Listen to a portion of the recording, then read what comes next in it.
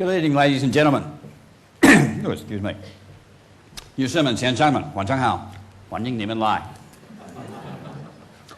Tonight, what I want to talk about is the three essentials that we need to look at in terms of trading and investing. Now, we tend to think that the trading techniques and the investing techniques are different. Some of them certainly are. But there are also important methods or important points where they are very, very similar. Now, most of you have watched, I hope, the IG Markets Apprentice Asia show that was on a couple of weeks ago, or a couple of days ago actually.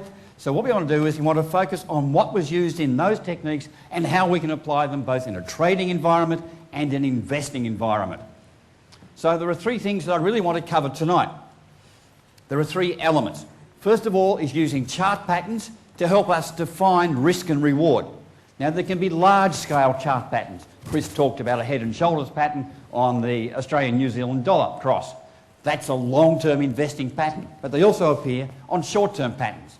I want to talk about identifying trend breaks and rebound and trend continuations. In other words, when is this current downtrend in the STI going to end and turn to an uptrend?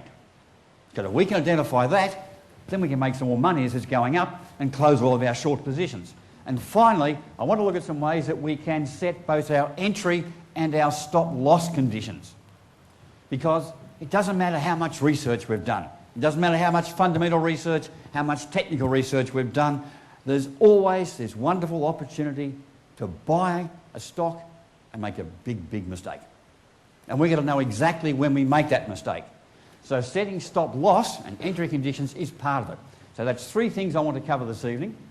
At the end of this, you're welcome to ask questions both of myself and of Chris, and what we'll try to do is bring it together so that you can see how these sorts of methods all combine to give you better investing and better trading results.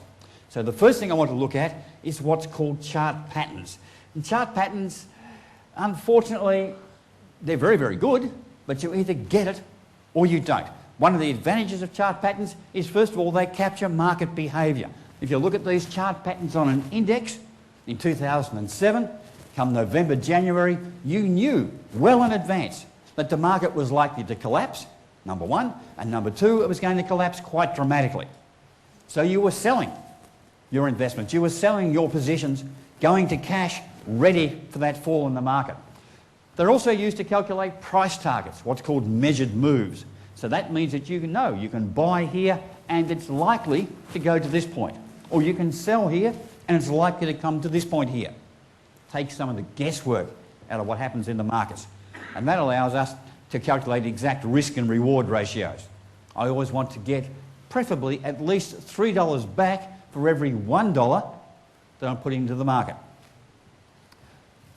Chart patterns develop because they are our personal behaviour extrapolated across the market. In other words, lots of people think exactly the same way as we do. We all look at the same information. We all look at the same charts. Most of us don't get to play golf with the CEO of a company. We don't get any advanced information on what's going to happen. So we're all rolling off pretty much the same information. But what we see and how we do it, we can understand the broader market, and that gives us an advantage. But pattern recognition is a skill. It's an art.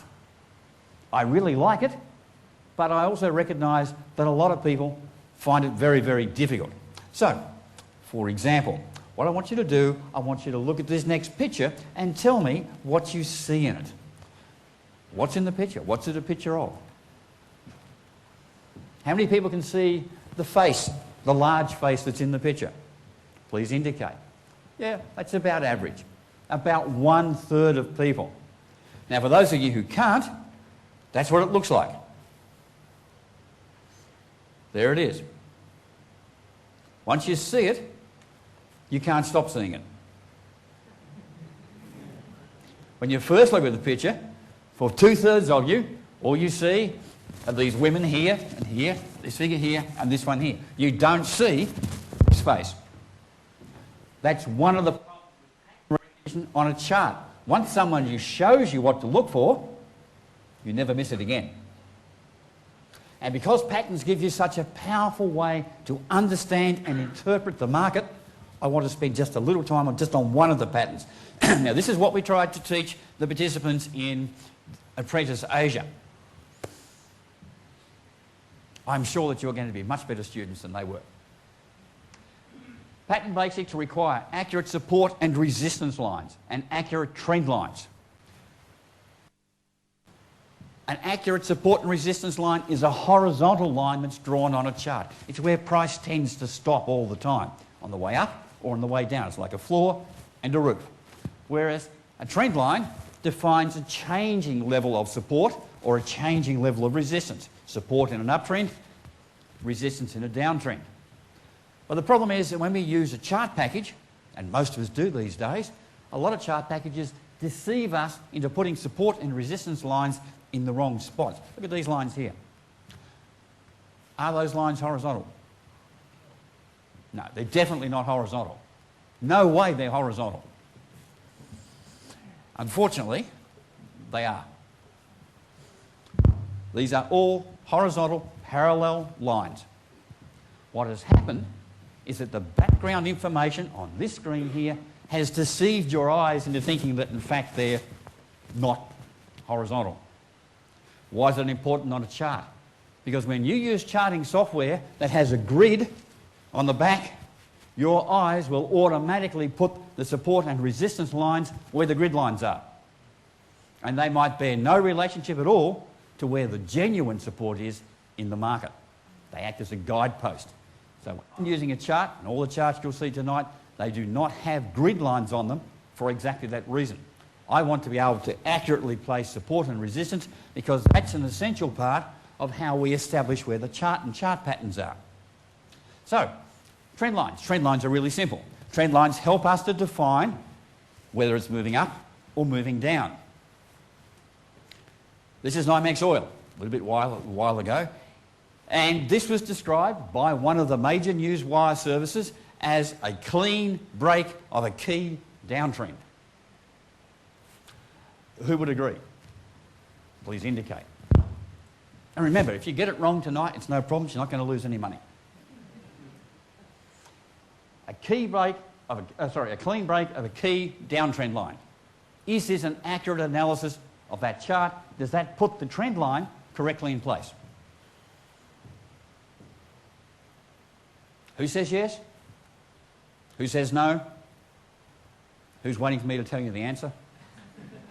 Okay. It's a total... Okay. When we use a trend line, obviously we start from, in this case a downtrend, the high point. But what we're looking for is for a test of that line. That was a rally and a retreat that must take place preferably on at least 3 occasions. 2 is okay, 3 is better. So this line has a touch point here, number 1, number 2, and not here because it breaks through. If we use that criteria, then we can also place all of these trend lines on the chart. Just take that out of my pocket. And what we see there is that this line has 1 point, 2 points, 1 point, 2 point. They're all exactly the same. There's only one valid trend line on this chart. That's from this point here, 1, 2, 3, there's the breakout. And if they'd got that breakout at $40, by the time the news service said this is an important change in the trend, they had already made 100% because the breakout took place at $80. So putting an accurate trend line on a chart is very, very important. Key points, a starting point, and at least 2 other anchor points to be able to connect the line. So horizontal lines pick up where price moves to a roof and pulls away. Moves to a roof, pulls away, pulls away, pulls away. Usually 3 or 4 times gives us some confidence that that support resistance line is placed accurately. Same on the floor. Hits that, bounces away. Hits it, bounces away. Hits, bounces away. Bring these 2 together and we have one of the most useful and powerful patterns in the market. Now by useful and powerful I mean you see it relatively often and it's reliable. By reliable what I mean is that when the pattern begins to develop there's a high probability it will hit its upside targets. That's a key factor. That means I can trade it with confidence. And it's not just on short-term charts. It's not just on 10-minute charts or one-day charts. It's on weekly charts and it's on monthly charts. And it behaves or gives the same messages. So we start off by accurately drawing a resistance level. This is accurate. Here's our first point. Second, third, fourth, fifth, sixth. This has been hit many times and the market reacts away from it. So the first step is drawing an accurate resistance level, or a support level as the case may be. We're going to trade from the long side, so we'll call it resistance in this instance. Then we need to be able to accurately place an upsloping trend line. And what we're looking for in an upsloping trend line is at least 3 anchor points. A starting point, a second anchor point, and a third anchor point that define the limits of how far price is pushing down. And in this chart, this is where we do it.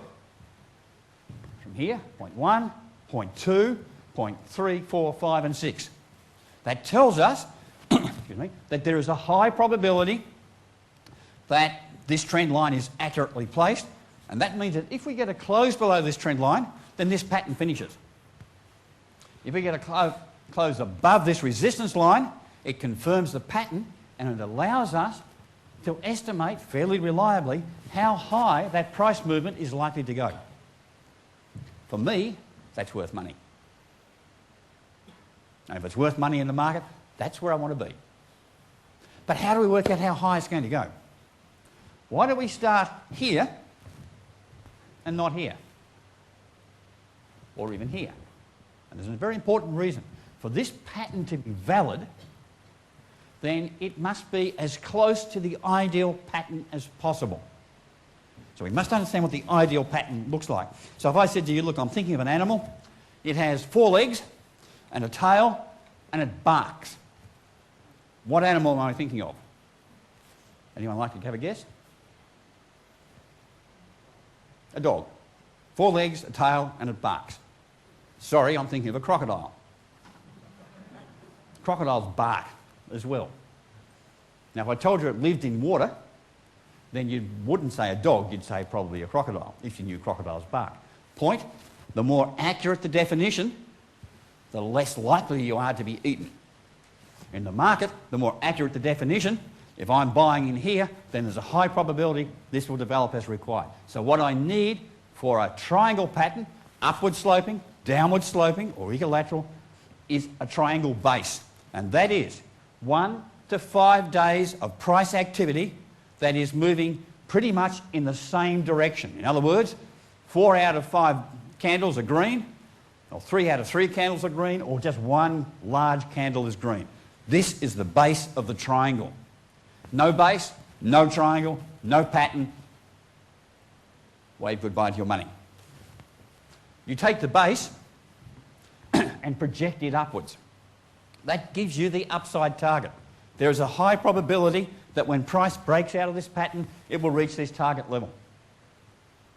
That means I can buy in here with confidence that we're going to get this sort of target. In a bull market, this happens about 85% of the time. In a bear market, this is successful about 70% of the time. So in a bull market, I want to trade upsloping triangles. And if I enter in here or here or here, my stop loss is the value of this trend line. If I enter close to this trend line, my stop is very tight, very small. But the advantage is I get the maximum sort of return from that pattern development. And that's particularly useful. We can have what's called a hanging start. And we see this to some extent in some of our recent bull markets. And that is, we start first of all always with the horizontal support resistance level. But in this case, there's been several days that have moved above that level and come back. Now this horizontal support resistance, if we use the longer term chart, we might find in fact that this is confirmed on a weekly chart as well. But we can clearly see 1, 2, 3, so it's quite clear that this is the correct placement of the trend line as this pattern develops here. So where's the base? The base in this case is created by 1, 2, basically 2.5 days of price activity from here to here. This gap between this bar here or this candle and this candle is part of that pattern. So there's a solid move up here. That's our base. Measure that, project it upwards above this upper level here, and that gives you the upside target. If there is no base, there is no triangle. If there is no triangle, there is no pattern. If there is no pattern, there's no money. This is what it looks like in real life. That was a perfect example before. This is a chart that I've traded. Resistance level. Now we had a downtrend sitting through here, but then we had several days where we established this resistance level and a false breakout here. Our trend line, yeah, we ignored these 2 days here because by using it through here, grabbing most of the price action here and through here, this is a sensible placement for that trend line. Our base was created by 1 day of price activity. This is our upside target. Now, where do we get out? Because our upside target is here. This day it goes to here. The next day it goes to here. So what do? We get the calculator and go, okay, I entered here and it's gone to here and I was going to get 15.5% out of that, but if it goes to there I can get 20, and if it goes to there I can get 25, and it looks like it could go to 30, so I'll hang on to it. Not a good idea, because when these patterns collapse, they can collapse quite rapidly. So it fell back to here, and you thought, no, I should have got out. I should have got out. Oh, no, it's closed higher. I'd made the right decision. I will stay in, I will stay in. Yeah, right, okay. This stock is for my grandchildren by the time it gets to there. So the key factor with patterns, yes, they will reach their targets, but once they reach their targets, they are not what's called continuity patterns. In other words, they won't continue on to something else. They are traded just purely and simply by themselves. And they occur in multiple time frames. In other words, if we're trading a 1 minute chart, which I haven't got sitting there, then you see the same pattern traded in the same way. If each candle here is a daily candle, trade it in the same way. If this is a weekly candle, analyse and trade in exactly the same way. Now, Chris was talking before about head and shoulder patterns. From an investment perspective, some of these patterns give us a long-term advantage in the market. So, for instance, one of my favourite ones is a head and shoulder pattern. And those of you who read my column in The Edge on Friday understand you've got to believe the charts. Look at this. Here's the shoulder, here's the head, here's the shoulder. The market's trading nearly up at 5,000. There's a neckline, in other words, it connects the bottom of the shoulder through there. You take the head to there, project it downwards. There's our downside target. And you're trading up here. And you're saying, there's no way that this is going to be achieved. Maybe I'll take a few short positions, but it's just not possible for the market to collapse from here, to go from 5,000 or 6,200 down to 2,700. When in doubt, as Chris said, believe the charts. That's Shanghai Index. But you can do exactly the same with the Dow Jones. S&P, there's Dow Jones for you. Downside target again achieved and exceeded. So, patterns are particularly important. This is ANZ on a 1 minute chart, triangle, measured and used in exactly the same way. And this isn't actually the stock, this isn't the screen that's supposed to be up and running at this point in time, but it doesn't matter. Okay, so patterns give us one way of trading the market. Not everyone is comfortable with it. What we really want to try and do in most of our investing or trading is understand when a downtrend is finished and about to change to an uptrend, or when an uptrend is finished and about to change to a downtrend. So we're looking for trend breaks, down to up to down, or trend continuation. So is the pullback in the STI at the moment a change in trend, or is it part of just a retracement within an existing uptrend that's going to continue? In other words, should we be buying in the next few days, or should we be continuing to sell? How do we understand the difference? For me, the key information I want comes from moving averages. Now, people will often talk about using two moving averages. Here I've got a 10 and 30-day exponential moving average, and they say when the 10-day moving average crosses the 30-day moving average, the market's going to go up. Or we can develop a golden cross. A golden cross is a wonderful thing. It has three moving averages. And what happens is you lose a lot of gold and you get very cross when it's wrong. Doesn't help us. Moving averages in themselves don't tell us enough about the information. Here's a moving average crossover. That's successful. What about this one? Didn't work. This one didn't work. So how do we know the difference between this one and this one? To do that, what we have to do is understand some of the structure of the market. Now, I use a Guppy multiple moving average combination. You saw this the other night if you're watching Apprentice Asia.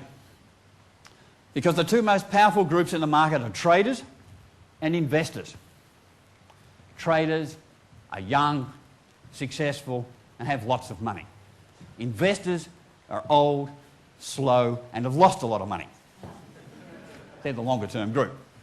Slower to act. So we've got a trend line through here. Same as we're using on those patterns before. And we've got a close above here. Is this a genuine break of the trend? Don't really know.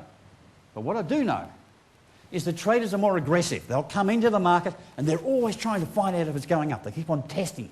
If they make a mistake, they get out very quickly. Investors, a little bit slower to reach the same sorts of conclusions. So by using two groups of moving averages, I understand the inferred behaviour of traders, short term, and investors.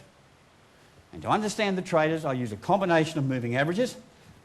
Before I go to there, it captures the change in opinion and the change in strength that's taking place.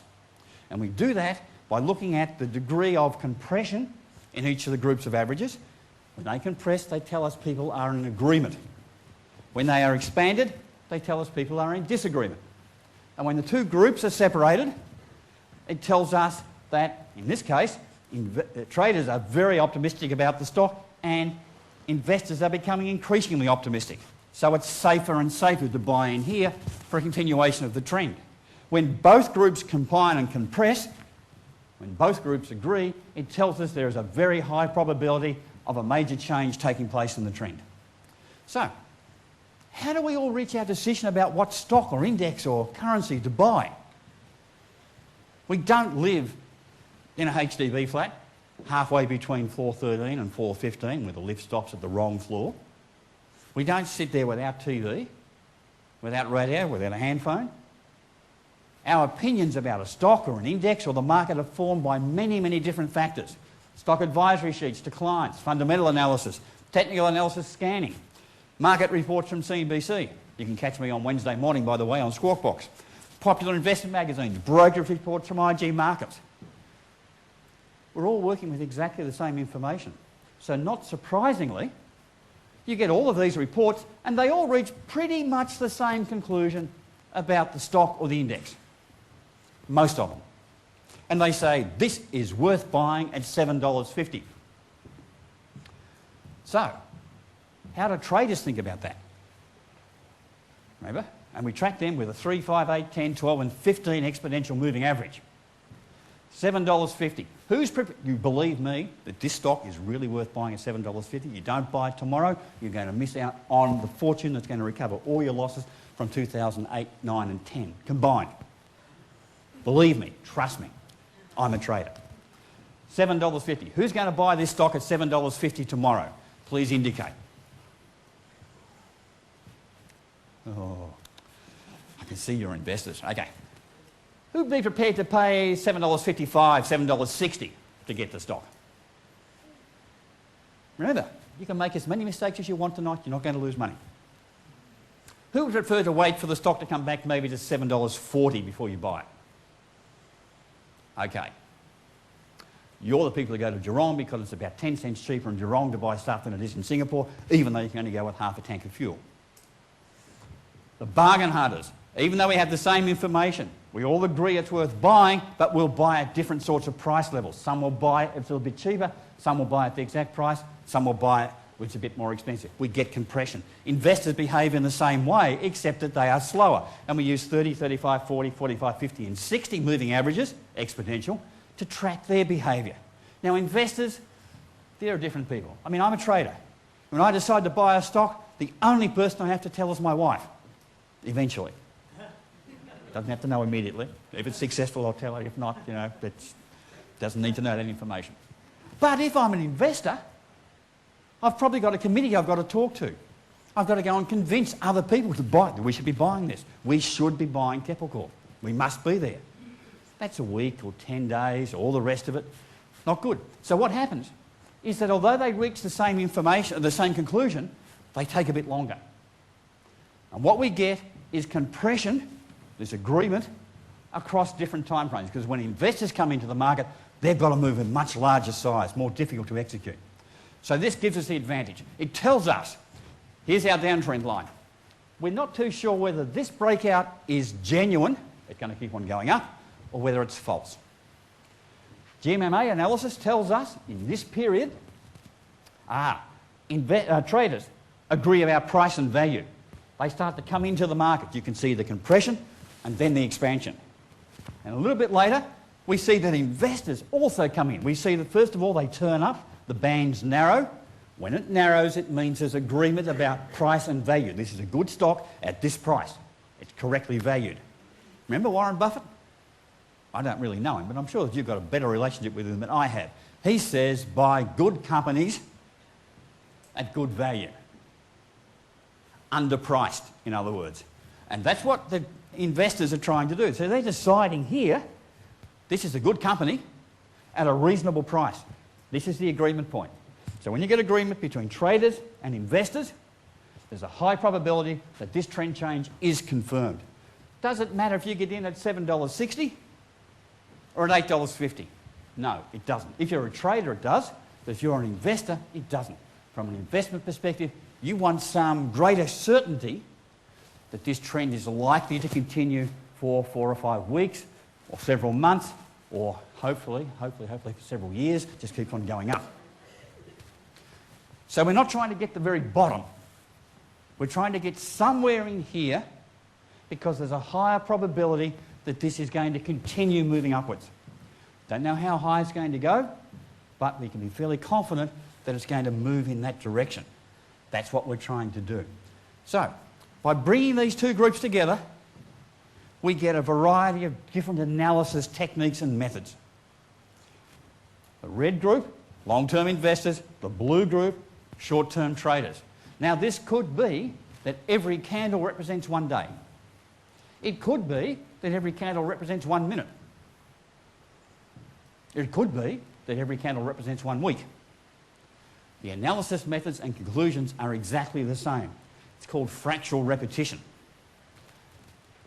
which is really exciting because it's a great way to make money. So what it tells us, let's say I'm a trader.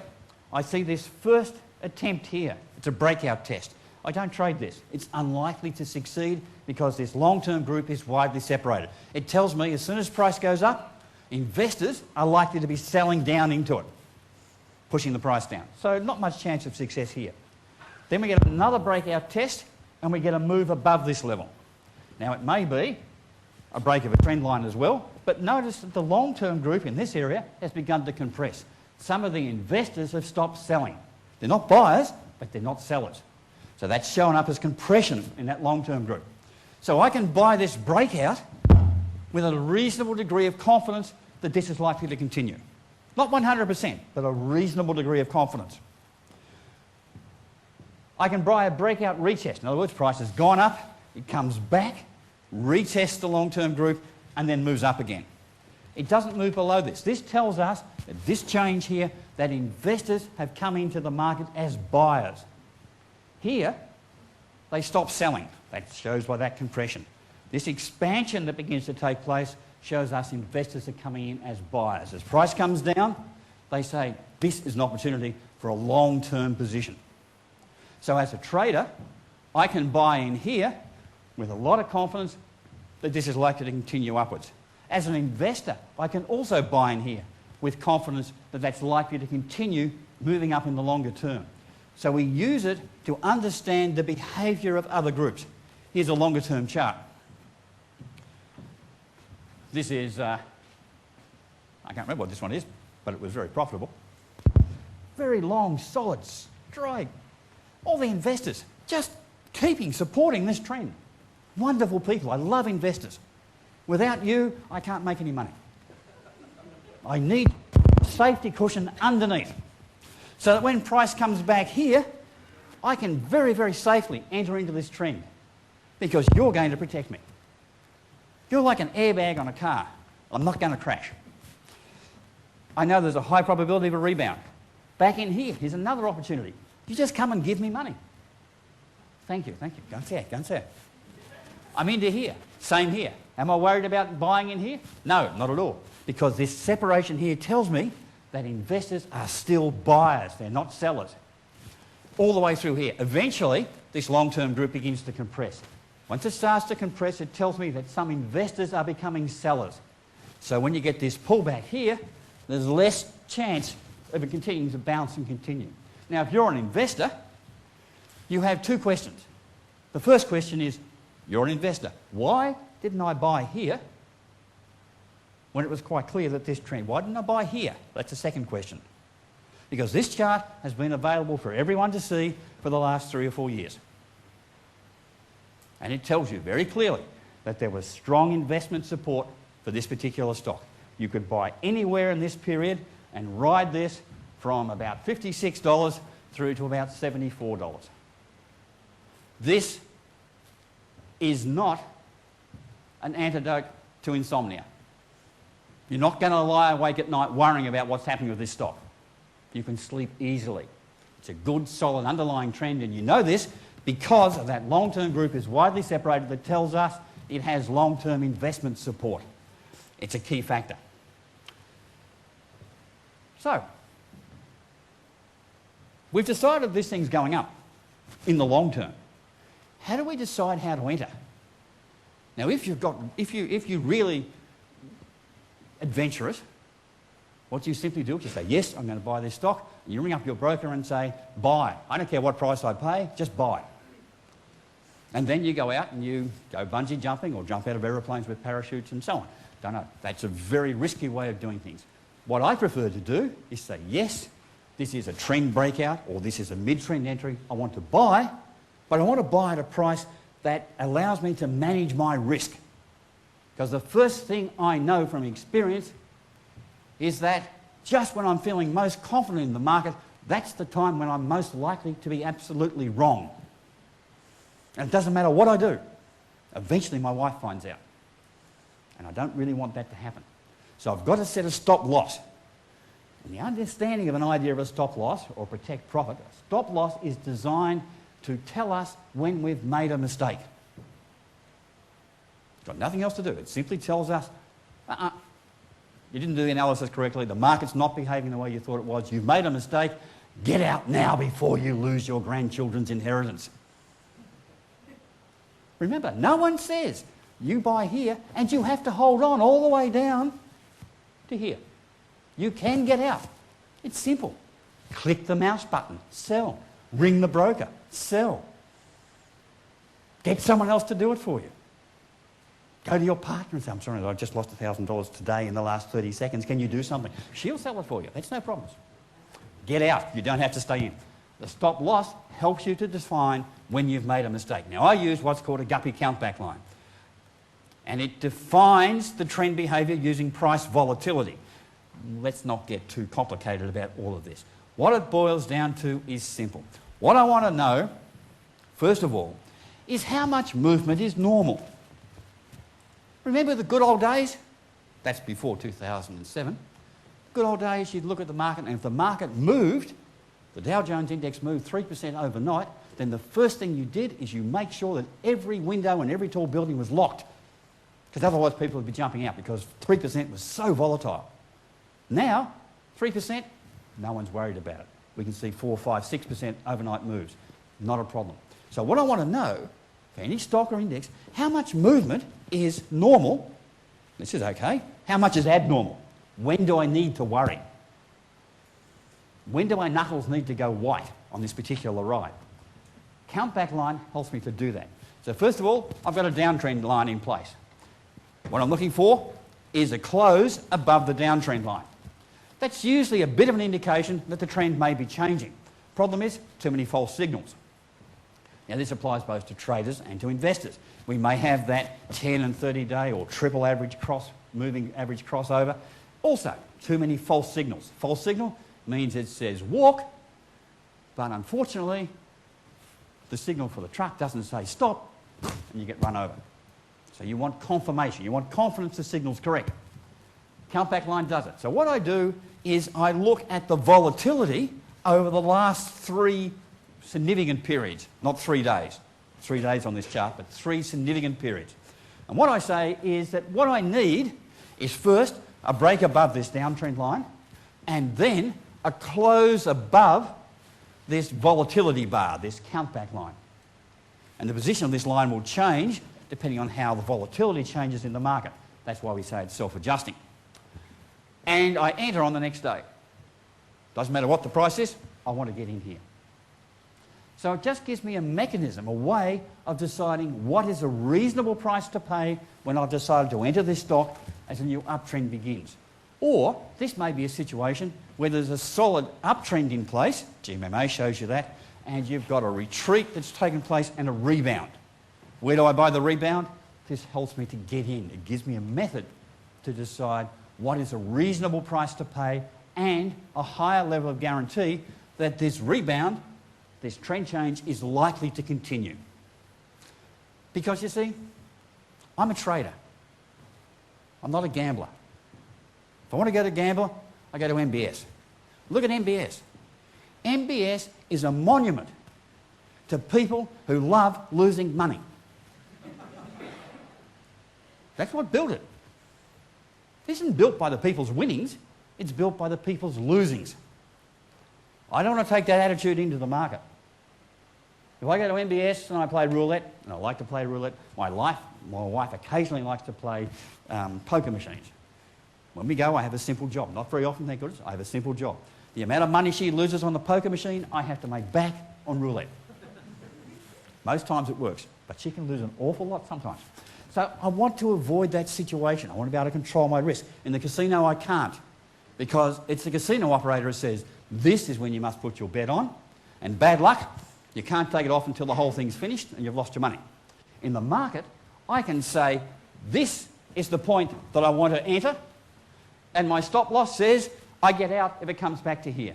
I have total control over my entry and my exit. Can't control what the market's doing, but I can tell it when I'm going to get in and when I'm going to get out.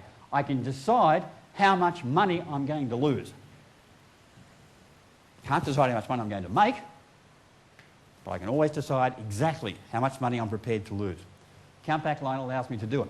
Now, only two things that happen with this. First of all, where we have equal highs, this is why it's not 3 days.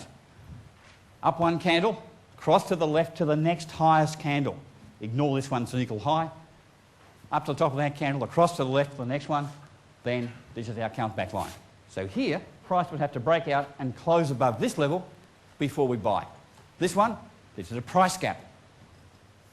Top of the candle, across to the left, ignoring this candle because it's lower. High of here, across to the next candle in the current trend, and again, we'd have to get a breakout above this level before we bought into this particular stock. You might be really in love with this particular stock, but in this particular instance, you can be romantically in love with your wife, but when you're talking about a stock or an index and a currency, it's all about the money. No room for love, it's just about the money. So even if it looks really, really good, if the breakout only goes to here, it's not a buy signal. It has to move above the normal range of volatility movement in recent times to confirm it as a buy signal. And that's the purpose of using the countback line. It is used as a confirming signal. This is an example of a mid-trend entry. Now, if I showed you the GMMA underneath this, you would see that the long-term group is widely separated. So it tells us that this pullback here has a high probability of rebounding and continuing the underlying trend. Very suitable for trading, very suitable for investing. When to enter. So what I'm looking for here, there's my lowest low in the current trend. That's where my calculation point starts. Up, across the left, up again, across the left. Here's my countback line. Now, for instance, if this had been the lowest low in the current trend, at this point, to get the rest of the chart, top of the bar across the left, and our countback line would be up here. So every time a new low is made on the trend, we recalculate the countback line. But here we know this is the lowest low, sometimes called the pivot point low. Here's our CBL, countback line. Here we have a price breakout that is above the downtrend line. It's above the countback line. We only have one problem. This is an end-of-day signal. The market is closed. I can't enter until tomorrow morning. One sleepless night before Father Christmas comes. because this is an ideal opportunity. So I'm buying here on the next day. I'm not worried about whether I'm buying at this price or at this price. Once I buy here, the important factor is I don't want the price to fall below the countback line calculation. Now, as a stop loss, we take the highest high in the current trend, use this one, bottom of the bar, cross to the candle, down to the bottom of the candle, across to the next lowest candle. Here would be our stop loss. As the next high is made, same calculation. Here's our stop loss. Next high, stop loss. As it moves up, the stop loss, the trailing stop loss follows. Now, this is more suitable for traders rather than investors. From an investor perspective, you're looking at the strength of the underlying trend, and as the long-term group begins to compress, then you would be saying, okay, time to start closing my investment positions. But traders are a little bit more impatient. I just want a lot of money very quickly. I don't really want to wait too much time. So countback line is volatility based. It's not time based. It doesn't use 3 days in the calculation. That's time. What it uses is 3 significant candles. And that is those candles that are higher than the previous candles or lower than the previous candles. So here we're using it as a stop loss. So we've joined the trend down here and we're moving up. So if we take this point here, come down to here, cross to the left on the next lowest candle, cross to here, cross to the left, here's our stop loss line. So we get a close below here, we're out of the trade. Here's a new high, bottom of the candle, cross to the left to the next lowest candle, cross to the left to the next lowest candle, which is even lower than this one. Don't use this one. 5 minutes, actually. Don't use this one. Never, ever lower your stop.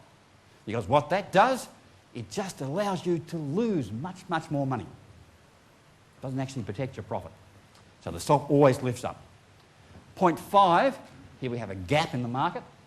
Down to the candle, cross to the left, the next lowest candle, down to here, cross to the left to the third lowest candle. In this case, 3 candles. Here's our stop loss line. Or in this case, it's actually a protect profit line because we entered down here in this underlying trend that's moving up. There's our exit point, and we get out on the next day. Does anyone here know how to exit on the close of the market? Yeah, you can't, can you? The close, by definition, is the last trade for the day. So our signal, our trading signal, our entry signal, our exit signal is the close of the market. And we execute on the next day. This can be applied to a daily chart. These candles could be 1-week candles, or they could be 1-minute candles. If we're applying it to an intraday chart, trading currencies, for instance, or indexes, then our exit would be in the following minute. This minute, here's our close, we exit on the next 1 minute. Or if it's a 10-minute chart, we exit the next 10 minutes. And of course, just because none of us like losing money. I don't mind giving money to charity, but I don't like giving money to other people in the market. I don't know them, maybe they don't deserve it. So I like to try and make sure that I get the best exit possible. So although I'm going to exit on this day, or in this 10 minutes, or in this week, I'm going to try and get the best exit price possible. But I will exit at this time. Because if I don't, the odds are that this downtrend is likely to continue. Of course, I could go short as well. And if we're going to go short, we're using the same method, but in reverse. So we're taking the top of the trend and working out where our stop loss line is. Let's say in this area here, we've got a moving average crossover, uptrend to downtrend. So what we do is we take the lowest low in the current trend to get these bars. So there's our first stop loss line. So we enter somewhere in here. As long as price doesn't move above that stop loss line, this remains a short trade. Here, exactly the same, calculated from this point, calculated from this point, calculated eventually from here, and here's our exit point on a short side trade. In both cases, what we're using is the volatility of the price move to determine where we should reasonably place a stop loss. Now, we can do a whole lot of complicated calculations, which we're not going to do in the remaining 3 minutes, that will allow us to get our exact position size, how many contracts we should buy, given our entry point and our stop loss point. Here's an example of how it uses on a protect profit. Here's our entry point through here. Downtrend ended, we've got the multiple confirmation signals, and we continue to ride this trend just simply using the count back line as a method of defining where the protect profit stop was. Once we got a close below there, that's when we got out. It captures the bulk of the trend, not the very bottom, not the very top, just the really meaty, chunky bit in the middle. You know, I'm sitting down eating chili crab. I don't really want to eat the shell on the top or the shell on the bottom. I want the meat in the middle. When I'm investing or trading, it's exactly the same thing. I don't want the hard bits at the top and the bottom. Just give me the meat in the middle. A bit of gravy on the side's okay as well. That's what we're trying to do in this situation. So if I can summarise, and I have 2 minutes to do so, survival. We use chart patterns to define the risk and reward. If you can teach yourself to recognise chart patterns, then you'll have a whole range of trading techniques that are high reliability, low risk. Given my preference, that's what I'll always trade. When I look at a chart, the patterns just stand out. The little sign that says money available here, I just take it. But if you're not so good at identifying patterns, you have to use these other methods. Identify the trend breaks and the rebound continuation, in other words, coming down and rebounding for a trend continuation. Use the GMMA to understand what other people are telling you in the market. And use the count back line to set your entry and stop loss conditions, exact point to get in and where your exit point is. And your maximum risk should be 2% of your total trading capital. Now, as we talked about before, I'm not a licensed investment advisor. What I've talked about tonight is purely for your education. It's a way to improve your trading on the stocks or the indices or the currencies or the crosses or the CFD trading that you want to do. Thank you very much for your time and attention, and now we'll take some questions.